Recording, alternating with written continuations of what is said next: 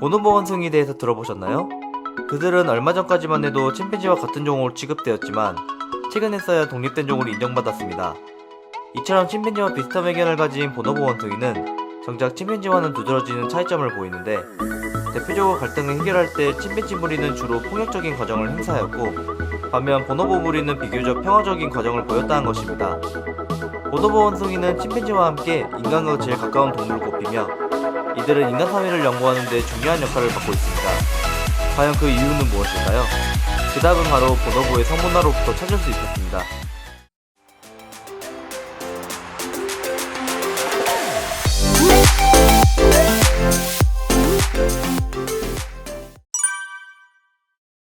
보노보 원숭이라는 이름은 사실 그들이 처음으로 발견된 볼로보 마을을 잘못 표기한 것이 굳어진 명칭입니다.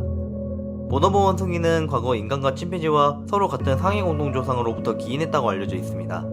이후 인간은 따로 독립된 종으로 분리되었고, 침팬지와 보노보의 더욱 가까운 하위 공동조상은 이후 아프리카 대륙의 콩고강 인근에서 서식하게 됩니다. 이때 콩고강을 경계로 이들은 두 갈래로 분리된 종들로 분화되었는데, 그중 하나는 콩고강의 북쪽에 서식하는 침팬지고 또 다른 하나가 바로 콩고강 남쪽에 서식하는 보노보입니다. 앞서 설명하였던 보노보 사회에서는 공격적인 성향이 많이 지향되는 편입니다. 침팬지를 포함해 모든 영장류와 비교해서도 보노보 원숭이는 온화한 성향이 두드러지는데요. 학계에서는 그들이 이런 성향을 가지게 된 이유로는 대표적으로 자기 가축화 썰이 거론됩니다. 보노보 사회에서는 기본적으로 무리는 나이가 많은 암컷이 우두머리가 되는 모계중심 사회이며, 다수의 성파트너를 독점하지 않고 공유하는 폴리아모리 형태를 띠고 있습니다. 이러한 시스템 내에서 암컷은 번식을 함께할 수컷을 선택할 권리가 있었는데요. 그들은 공격적인 성향을 띠는 수컷보다는 온화하고 자신에게 헌신적인 수컷을 선호하게 되었고, 이는 오랜 세월에 걸쳐 유전자에 각인되므로 지금의 보노보 사회를 만들었다고 보고 있습니다. 실제로도 보노보와 관련된 학술지에서는 침팬지와 보노보에서 바소프레신이라는 호르몬의 수용체에 관여하는 유전자가 차이를 보였다고 밝힌 바 있습니다. 또한 보노보 사회에서는 더욱 두드러지는 특징이 있는데요. 바로 성을 의사소통 수단으로도 사용한다는 것입니다. 따라서 보노보 사회에서는 어린 시절부터 일찍이 무리의 성문화를 접하게 되며, 무리네 개체의 약 90%가 양성애자라고 할 만큼 서로가 성에 대해 매우 개방적인 태도를 보입니다. 보노보의 악수에 대해서 들어본 적 있나요? 보통이라면 서로가 손을 마주 잡는 것을 떠올리는 것이 맞지만, 보노보 사회에서는 악수란 서로가 10초에서 20초 정도로 짧은 시간 동안만 성교를 하는 행위를 의미합니다. 이는 보노보 사회에서 친근함과 화해의 수단으로 이용되며, 이성뿐만 아니라 동성끼리도 이루어집니다. 이런 문화가 있기 때문에 보노보 사회에서는 다른 영장류에 비하면 매우 잦은 성교를 관찰할 수 있습니다. 또한 보노보 암컷에서는 주기적인 발정기는 관찰되지 않는데요. 그 대신 보노보에서는 암컷의 생식기가 분홍색으로 부풀어 오르는 팽창기가 존재하는데, 이때가 바로 보노보 암컷의 가임기 상태를 의미합니다. 이때 교미 상호작용은 암컷에 의해 먼저 시작되며, 팽창기 상태에 접어든 암컷은 무리네 수컷들과 성교를 갖게 됩니다. 이때 성교 시간은 5분에서 10분 정도이며, 쾌락을 목적으로 하는 성교에 비해 더욱 긴 시간을 보입니다. 수정된 보노보 암컷은 약 230일 정도의 임신기를 거쳐 한 마리의 새끼를 출산하게 됩니다. 보노보의 팽창기는 출산 후 1년 이내로 다시 활성화될 수 있으나, 기본적으로 출산한 암컷은 육아에 매진하게 됩니다. 따라서 실제로는 4년에서 5년에 한 번씩 팽창기를 가지며 평생에 걸쳐 5마리에서 6마리의 새끼를 낳게 됩니다. 보노보는 주기적인 발정기가 존재하지 않고 비발정기에도 성교가 가능한 인간을 포함해 몇 안 되는 동물 중 하나인데요. 그들의 특이한 생태계는 과거 인간과 보노보의 공동조상이 가지고 있던 은폐배란의 영향이 지금까지 이어져 온 것이라 추측되어집니다. 이는 곧 동물사회에서 종종 발생하는 유아 사례와 관련이 있는데요.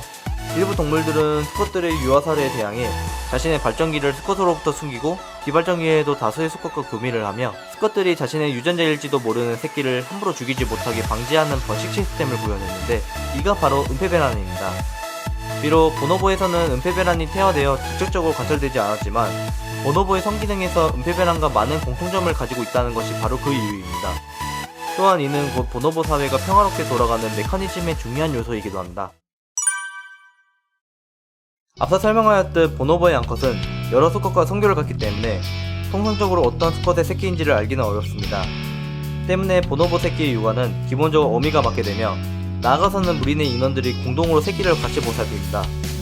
뿐만 아니라 여의치 않게 어미를 잃게 된 새끼라도 무리에서 직접 거두어 육아를 하지 않는 암컷들이 어미를 대신해 돌봐주게 됩니다. 보노보 어미의 기본적인 육아는 약 5년 정도에 걸쳐 진행되는데요. 보노보 새끼들은 무리의 보호 아래 성장하면서 무리의 성문화에 참여하게 되는데 성별과 무관하게 또래 보노보들과 많은 교류를 가지게 됩니다. 또한 성인 보노보도 어린 보노보와 같이 성문화를 즐기지만 직접적인 성기 삽입은 하지 않는 것으로 알려졌습니다.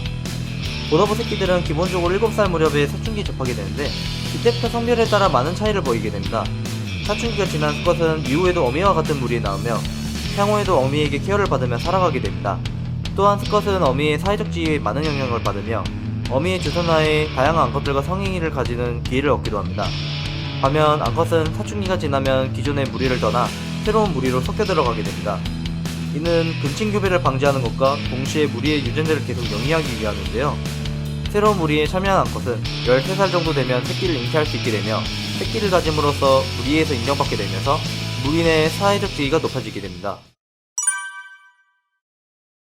한때 우리는 서로의 얼굴을 바라보며 섹스가 가능한 동물은 사람뿐이라고 단정짓던 시기도 있었습니다. 그러나 우리 말고도 서로의 얼굴을 바라보며 성교가 가능한 동물을 발견하게 되었고 그들은 인간이 할 수 있는 다양한 방법으로 섹스를 즐기며 키스와 같은 행위를 하는 것도 관찰되었습니다. 번식, 그 이상의 의미를 가진 섹스는 오로지 사람만 가진 전유물이 아니었다는 놀라운 발견이었습니다. 또한 그들의 삶에서 우리는 인류가 살아가는 모습이 보였고 그들은 인류의 발자취를 알려줄 중요한 단서가 되었습니다. 침팬지가 인류의 수직사회와 폭력성을 대변했다면 반면 그들은 인류의 공동체 사회와 평화를 상징합니다. 보노보 원숭이, 우리는 그들을 이해함으로써 우리 스스로를 알아가는 것에 한 걸음 더 다가갈 수 있는 계기가 될 수 있을까요?